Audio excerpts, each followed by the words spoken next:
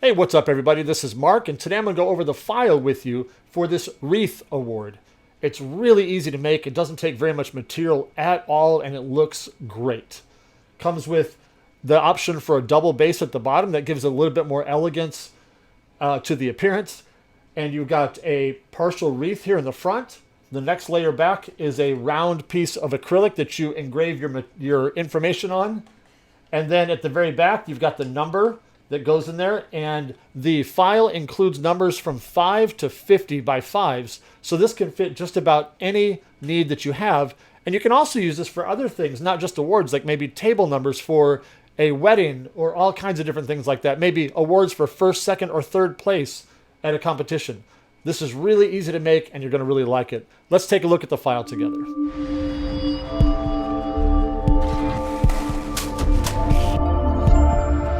All right, here's the file. Like I said, it's really, really easy to make. Let's go over a couple of the basic things before we get started.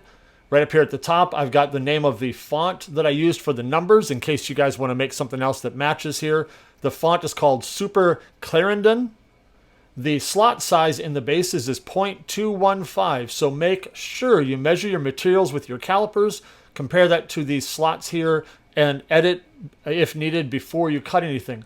Let me make a note about this right now. These three different slots could hypothetically have three different types of material in it. For example, in my award, if you remember, I've got, this is MDF on the front, that's 1/4 inch acrylic here, and then MDF on the back.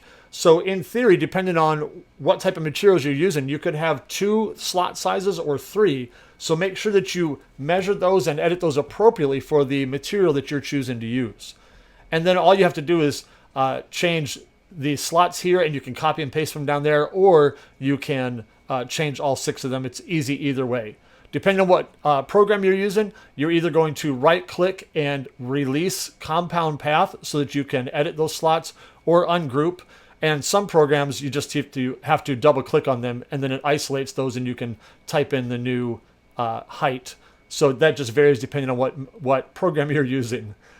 This top one that's green, it's just green because I want to make sure that you knew this one is the one that goes on top of the other one. It's slightly smaller. So that's the top one. And then the bottom one, which is black, is the one that I cut out of 1/4 inch green glass acrylic myself. Then this wreath layer here, this is the one that goes in that long slot in the front.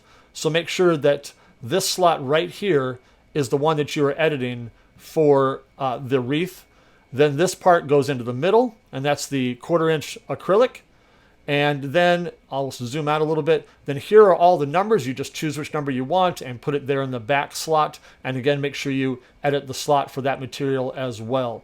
One last thing before we go, you can put whatever content you want here on the vertical piece. This doesn't have to be transparent acrylic, but if it isn't, then the number behind will be hidden. So you just want to keep that in mind. If you don't want to do a number in the back, that's totally fine. That's up to you.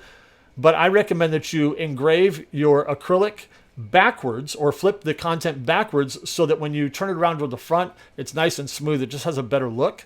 And the one last thing I want to point out to you is you should bring this leaf layer up here, the wreath up here, and set it here so that as you're putting your text on the round piece, that you don't put too much text behind these leaves, because it just looks better if it's all directly visible. So I hope that helps. I'd love to see what you guys make. And of course, as always, message me on Facebook or email if you have any questions. But until then, I'll see you in the next one. I'd love to see what you guys make. Have fun.